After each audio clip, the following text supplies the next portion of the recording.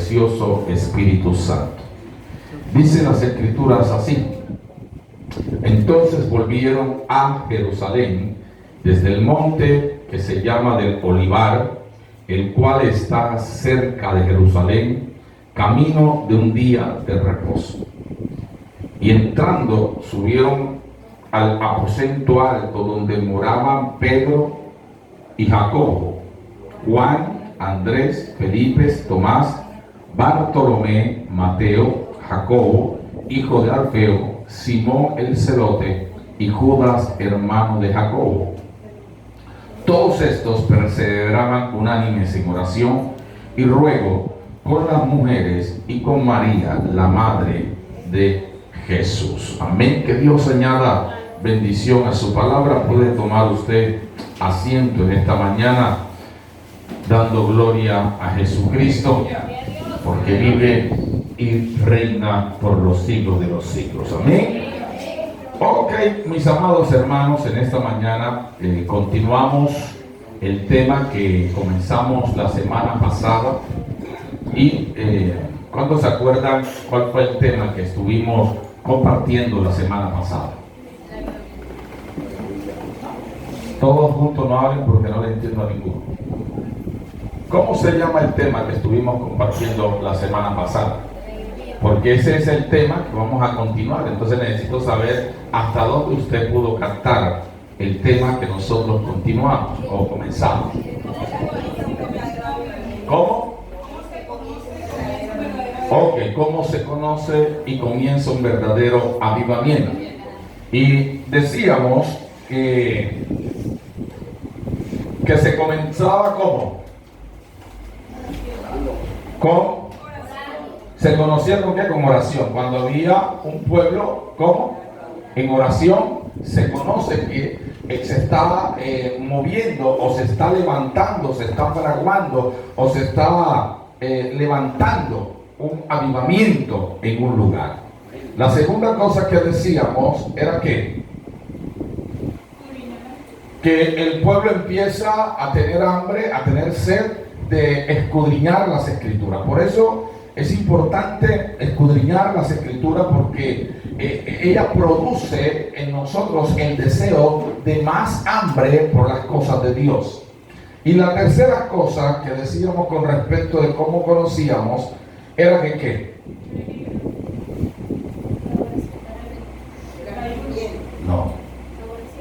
No. Estamos en la parte de cómo conocemos. Se restauran los modelos originales. Por eso usted se da cuenta que en este tiempo, en los años 70, los 80, empezaron a restaurarse modelos originales de la iglesia. Es decir, en esos años anteriores de los años 70, la iglesia se estaba moviendo simplemente en un modelo pastoral. Cuando comenzó el año 70, año 80, empezó a surgir a nivel mundial los evangelistas nuevamente. Empezaron los grandes evangelistas a moverse por las naciones, a moverse por los lugares, y empezó Dios a respaldar ese movimiento. En los años 90 empezó el movimiento, ya 90, 2000, empezó Dios a restaurar el movimiento profético y apostólico. ¿Por qué? Porque antes del fin de las cosas, escúchame bien, antes del fin de todas las cosas, dice la Biblia, Dios tiene que restaurar lo que tiene que restaurarse, el modelo original de Dios, para que pueda venir Cristo. Entonces, cuando Cristo empieza, o la iglesia empieza a restaurar los modelos originales, es porque se está dando o se está efectuando un avivamiento dentro de la iglesia local o dentro de la iglesia a nivel nacional o a nivel mundial. Y una de las cosas importantes es esto: restaurar los modelos originales. Por eso no podemos perder el norte. La iglesia, si algo tiene que restaurar, es una vida de oración. Porque la iglesia, le vengo diciendo, la iglesia a nivel mundial no está orando. La iglesia, cuando hablo de la iglesia, hablo de usted, hablo de mí. Y la iglesia está simplemente yendo al Señor por 2 minutos, por 5 minutos, y está creyendo que oró. Y otra de las cosas que simplemente hace la iglesia es irle a llevar los problemas a Dios. No es que sea malo, pero no vamos a tener comunión, relación. Y una de las cosas importantes dentro de la oración es mantener una comunión. ¿Cómo comienza la oración del Padre Nuestro? Ya, déjenlo hasta ahí. ¿Cómo comienza?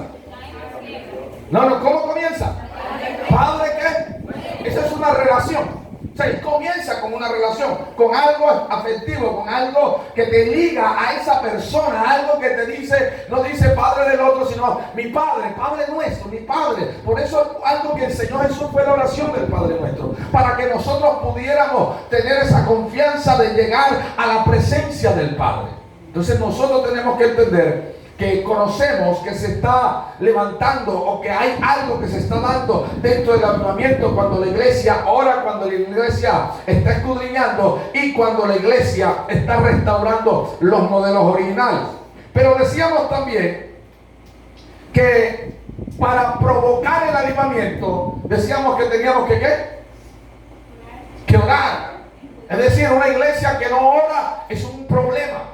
Una iglesia que no ora no va a avanzar. Una iglesia donde los feligreses, los hermanos, las personas que ahí nos congregamos, no está en una constante oración, simplemente se convertirá en un club social, en algo, en un tiempo donde vamos a entrar, salimos, entramos, salimos, entramos, pero nada acontece ni nada transforma nuestras vidas porque esa iglesia no tiene oración. Un creyente que no ora no es un creyente. Porque si algo caracteriza a un verdadero creyente es la vida de oración. Si algo identifica a un creyente es porque él mantiene una relación y comunión con el Padre. Entonces la oración se hace necesaria para que se avive el fuego de Dios en la iglesia y en cada creyente. Para que se avive el fuego del Espíritu Santo en su vida, usted necesita orar particularmente en su casa como grupalmente como iglesia. Cuando usted ora allá, usted se llena de Dios y cuando usted llega acá, ese fuego que usted trae, más el fuego que trae el otro hermano, eso convertimos en una hoguera en la casa. Entonces la iglesia necesita orar. Se me pasa ahora el nombre del país y el nombre del pastor, pero esto sucedió en una iglesia estando el pastor, se me olvida el nombre, estaban jóvenes todavía y dice que se reunían unos 20 jóvenes a orar, a clamar dentro de la iglesia. Una iglesia presbiteriana. Imagínense usted lo que le voy a decir. Se reunieron a orar y ellos empezaron a decir: nosotros queremos lo que dice Hechos capítulo 1. Y cuando están allí orando, ellos empiezan a orar y dejan pasar el tiempo y están orando, están clamando, cuando de pronto ellos escuchan bomberos, carros de bomberos, policías que llegan, la gente gritando afuera de la iglesia, una iglesia pequeña, la gente gritando, y se escuchaba una voz que decía: se están quemando, se está incendiando la iglesia. Y alguien de ellos abre los ojos y dice que lo primero que ve es que en la cabeza de muchos de los hermanos estaba el fuego del Espíritu Santo, y afuera el ejército, los bomberos pensaban que estaba quemándose la casa. Y dice que a partir de allí comenzó un gran avivamiento. ¿Sí me está escuchando? ¿Me está escuchando lo que le estoy diciendo? Es decir, Dios produjo un gran avivamiento. La gente no entendía lo que estaba aconteciendo. Pensaron al comienzo que se estaba quemando la casa, pero no era otra cosa que el fuego del poder del Espíritu Santo en ella. Entonces usted tiene que entender que cuando una iglesia clama, cuando una iglesia ora, las cosas cambian. ¿Sí me está escuchando? Y yo le estoy hablando de una iglesia presbiteriana. ¿Sí me está entendiendo?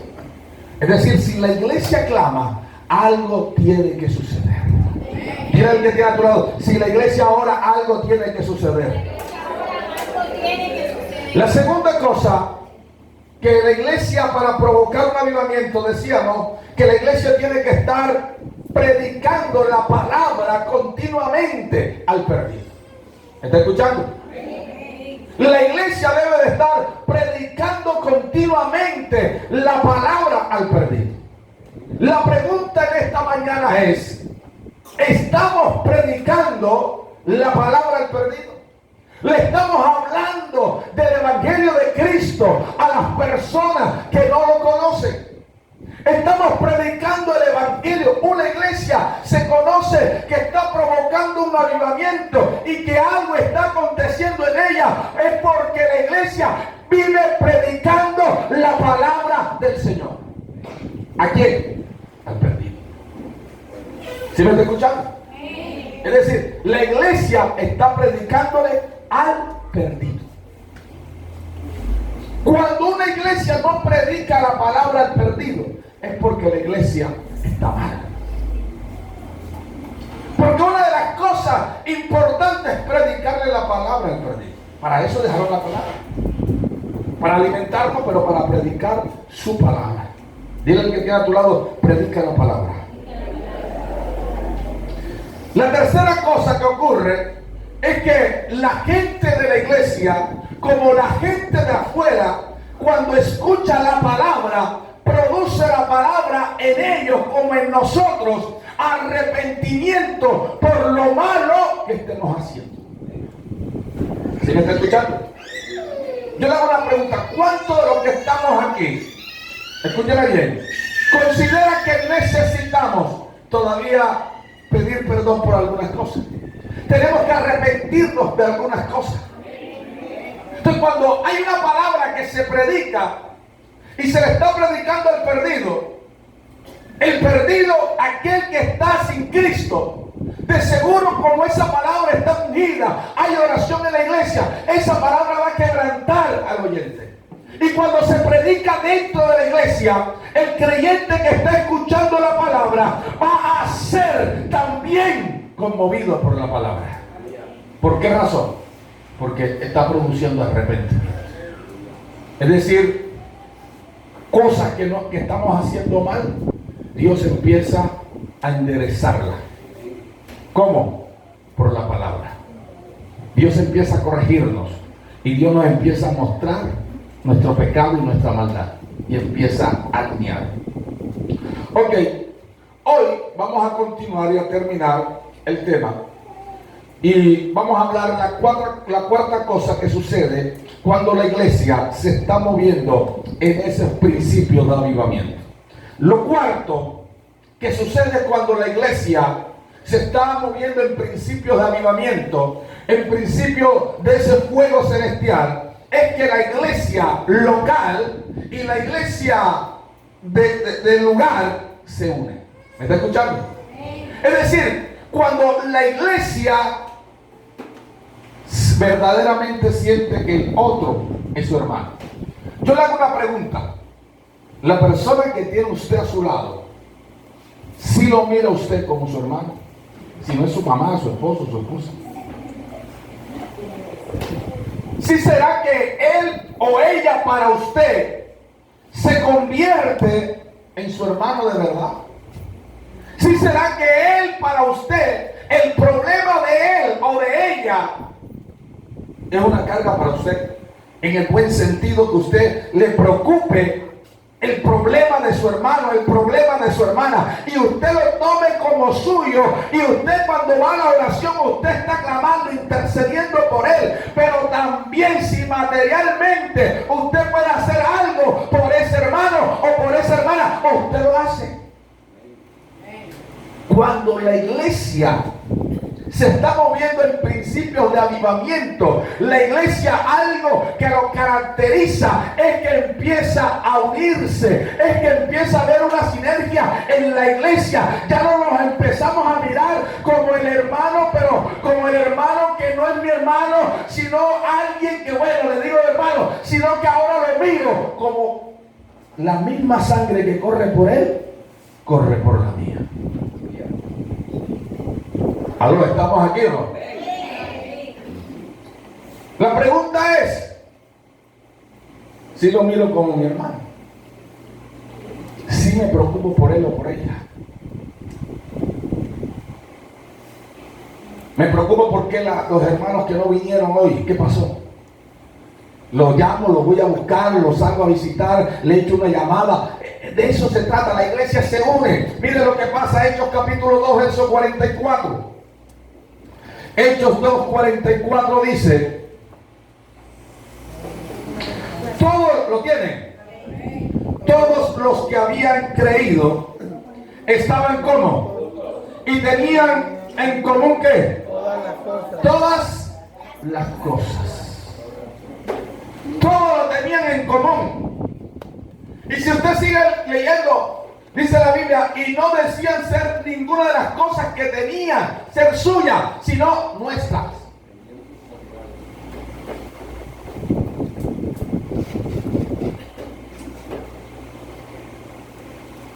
Si nosotros queremos un verdadero avivamiento en la iglesia, vamos a tener que unirnos. Vamos a tener que mantener una unidad, una comunión en Cristo Jesús. Pregúntese si usted está siendo parte de la unidad o parte de la división. Porque el chisme es pecado. Y el chisme divide iglesia, destruye vida. Cuando usted habla del otro hermano, que por un lado lo abraza, le da un beso, por el otro lado con la otra mano le clava un puñal. Eso es división, eso es diabólico, eso es satánico, eso es destructivo, eso no promueve avivamiento, eso no promueve unidad, eso no promueve que la iglesia crezca, eso no promueve que la unción descienda, eso no promueve que el Espíritu Santo se manifieste. Porque lo que promueve es la unidad. Cuando hay una iglesia unida, difícilmente es imparable. Una iglesia unida avanza, porque todos se preocupan por lo mismo. Por eso dice la Biblia, tenían todas las cosas en común, les preocupaba lo mismo, las mismas necesidades, lo que se necesitaba, lo que había. Si había algún hermano con alguna necesidad, el que tenía, yo proveía, yo llevaba, yo miraba cómo le colaboraba. El pueblo estaba en oración por ese hermano, por esa hermana, se estaba mirando cómo se suplía la necesidad. Pero la iglesia estamos ¿cómo? Juntos, pero no revueltos. Y el problema es que aquí tenemos que estar juntos y revolvidos.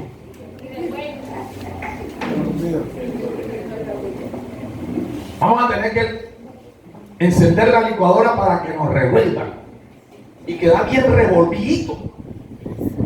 Porque tenemos que entender que el hermano, que la hermana que tengo a mi lado, el mismo padre de él es mi padre, que se llama Jesucristo. Por lo tanto, yo debo de amarlo como amo a mi hermano en la carne. Y debo de preocuparme. Debo de velar por él. Debo de velar por ella. Debo de orar por él, debo de orar por ella. Por eso es importante a veces cuando la iglesia hace algunas actividades extra eclesiales, un paseo, nos vamos a reunir hoy para comer algo. ¿Por qué es importante? Porque la mayoría llegamos y a veces no alcanzo yo a decir amén cuando ya el hermano tiene como 3 cuadras que se fue. No se conoce, no conoce con el otro. No se sabe quién. Hay gente que yo ni sé cómo se llama. Porque no me dejan bajar de aquí cuando ya no están en la iglesia. ¿Por qué razón? Porque necesitamos fomentar la unidad. La unidad trae fuego. ¿Qué estaba haciendo la iglesia iglesia, en el capítulo 2 de Hechos, el verso 1 nos dice que la iglesia estaba como unánime. Y cuando estaban unánime juntos, dice que de repente bajó el fuego del Espíritu Santo y los encendió en el poder de Dios. Unidad, tenían un mismo propósito. Mire, en el hogar tenemos que aplicar esto, porque por eso hay hogares que no prosperan, hogares que no crecen, hogares que no crecen. ¿Por qué razón? Porque el esposo tiene una meta, la mujer tiene la otra y los hijos pues cada uno por su lado. Los dineros son de cada quien. Tú te ganas 500, son tuyos, ¿no? Me presta y yo te pago. Yo no entiendo eso todavía. La verdad yo he tratado pero yo no lo entiendo todavía. Egoísmo. Entonces en el mismo hogar hay egoísmo. Y por eso el hogar no crece, no avanza. Las relaciones no crecen. Y por eso no hay cambios, transformaciones. La iglesia tiene que mantener la unidad. Usted tiene que mantener la unidad con el hermano o la hermana que tiene a su lado. Usted tiene que crecer con él, con ella. Usted tiene que fomentar el crecimiento de la unidad de la iglesia. Usted tiene que preocuparse por el hermano. Si usted no se preocupa por el hermano y por las bancas que están vacías, usted es parte del problema de la iglesia. ¿Aló? Si usted no se preocupa por las bancas vacías, usted es parte del problema de la iglesia. ¿Y por qué es parte del problema? Porque usted no está fomentando la unidad, usted no está preocupándose, usted no está amando a su hermano o a su hermana. Y a usted no le interesa si vino o no vino. Si no vino, ¿qué problema? Es el problema de ellos, pilla. Eso es división. Eso no es no amar al hermano.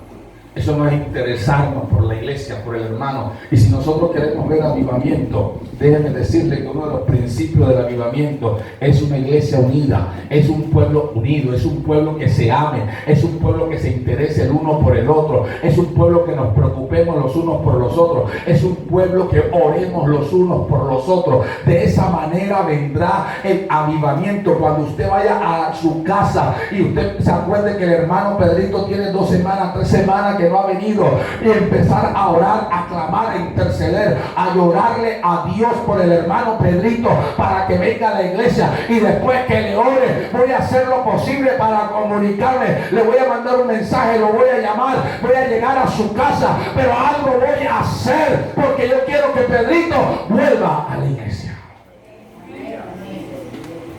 Unidad. Sin unidad no hay avivamiento. Sin unidad no hay prosperidad. Tenemos que unirnos como iglesia. Dile al que tiene a tu lado, si no te unes, eres causa del problema. Lo segundo, o lo quinto, o lo segundo de hoy. ¿Qué sucede cuando la iglesia está moviéndose en avivamiento? Se producen milagros de todo tipo. ¿Aló? Yo voy a conocer que la iglesia se está moviendo en el avivamiento del Espíritu Santo cuando alrededor de la iglesia, ahí en la iglesia, se está moviendo y se está manifestando el poder de Dios. Yo no puedo decir que estamos en avivamiento cuando de 10 enfermos que llegan a la iglesia salen 2 enfermos. Yo no puedo decir eso. ¿Cómo voy a pensar yo que la iglesia está en avivamiento? ¿Cómo voy a pensar yo que el Espíritu Santo se está moviendo si vienen 10 enfermos y salen 11? Lo correcto es que vengan 10 y de pronto se vaya 9, se vaya 1. Está bien, se va uno enfermo, pero el resto, Dios se manifestó en ese lugar.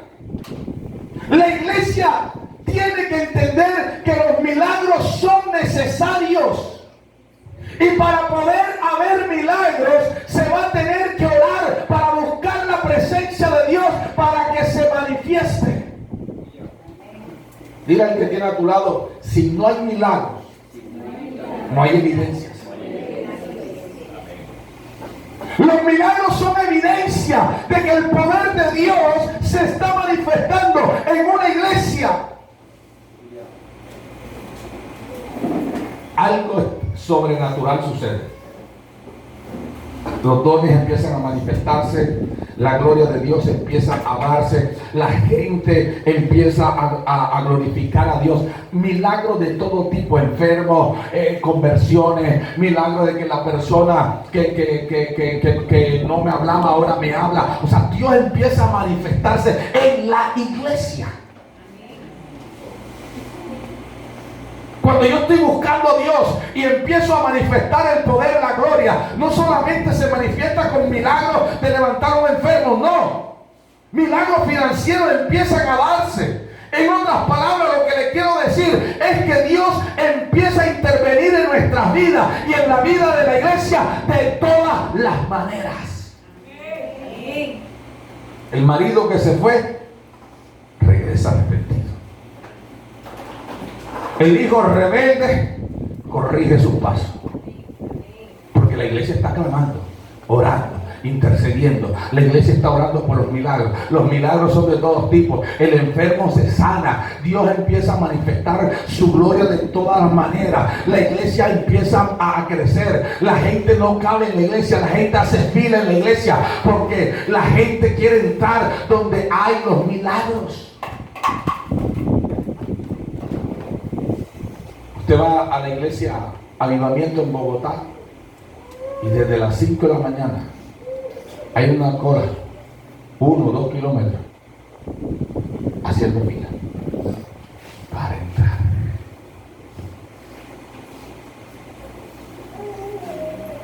¿Por qué? Porque tienen algo que nosotros no tenemos. ¿Está escuchando? Y sin eso no vamos a crecer. Pero el principio para tener eso es la oración. Eso no viene porque no. El principio es la oración. Una iglesia de rodillas. Una iglesia que clama de día y de noche. Una iglesia que busca el rostro del Señor. Hace algunos años que yo estaba en Bogotá. Ese domingo no. Si era un domingo, ese domingo no me tocó predicar, no me acuerdo. O iba a predicar. El hecho es que iba pasando por dos iglesias, la iglesia del apóstol Gustavo Páez y la iglesia Manantial. Ellas quedan, como decir, diagonales, más o menos. Hermano, la otra tenía como 2 kilómetros y la otra también. De gente haciendo fila en cada iglesia. Y no le estoy hablando de una iglesia de 100 personas. Le estoy hablando de iglesia. Pero hay algo en la iglesia. Está sucediendo algo en esos lugares. Pero todo lo que comenzó en esos lugares, debe decirle que comenzó de rodillas. No, usted está desconectado hoy. Lo que comenzó allí en esos sitios, comenzó fue de rodillas. Pero nosotros no queremos arrodillarnos. Y eso no fue de un día para otro. La iglesia, yo le decía el pastor Ricardo, 7 años con 70 personas aproximadamente. En 2 años empezó a tomar la decisión de orar todos los días con la iglesia. Después de ahí fue que vieron resultados. No fue fácil, no fue de un día para otro. La gente clamando, intercediendo, entendió la visión, pudieron entender que el avivamiento, los milagros, la gloria de Dios se produce a través de una iglesia clamando, intercediendo, que la gente pueda entender eso. Por eso usted, en la iglesia del libro de los Hechos, mire, vaya conmigo a Hechos capítulo 2, verso 43. Dice, y sobrevino temor a toda persona, y muchas maravillas y señales eran hechas por los apóstoles. ¿Qué era lo que sucedía? Milagros, señales, prodigios. Dios manifestándose en la iglesia, Dios glorificándose en la iglesia, Dios hablando a la iglesia, Dios mostrando su poder, su gracia, su misericordia a la iglesia. ¿Pero por qué? Porque estaba una iglesia en avivamiento. ¿Y por qué estaba en avivamiento? Porque la iglesia estaba en oración, estaba en clamor, estaba en búsqueda de Dios. Entonces había poder en la iglesia. Por eso usted va a ver más adelante en el libro de los Hechos que hasta los sugieres, Dios lo usaba de una manera extraordinaria. Felipe se salió, que había sido ujier, y salió, se ganó un pueblo, se ganó el brujo del pueblo. Maravillas eran hechas por mano de Felipe. Se ganó al eunuco que luego llevó el evangelio a África. ¿Por qué razón? Porque la iglesia estaba avivada. Una iglesia muerta, no sucede nada. Ni siquiera dicen amén.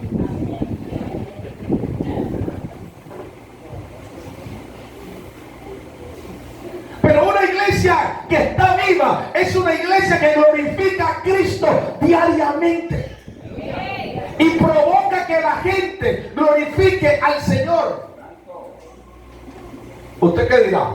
¿Usted cree que la gente, escúcheme bien lo que le voy a decir, usted piensa que las personas de alrededor, los vecinos, al ver que traen al paralítico y se va caminando, corriendo, ¿qué cree usted que va a decir la gente? ¿Qué cree que va a decir la gente? Y la gente va a decir, gloria a Dios. Es decir, vamos a hacer que la gente alabe a Dios por lo que está sucediendo. Pero si la gente ve al paralítico que viene 3 años y no pasa nada, ¿qué pasa? ¿Qué pasa? Nada. ¿Sí me está entendiendo? Pero nosotros los que estamos aquí somos los culpables. Dile que tiene a tu lado, tú eres el culpable de que el poder de Dios no se mueva aquí. Dile, yo no sabía que eras tú. ¿Por qué somos los culpables? Porque no oramos. ¿Por qué somos culpables? Porque nuestra oración es una oración superflua, banal. Pedimos por el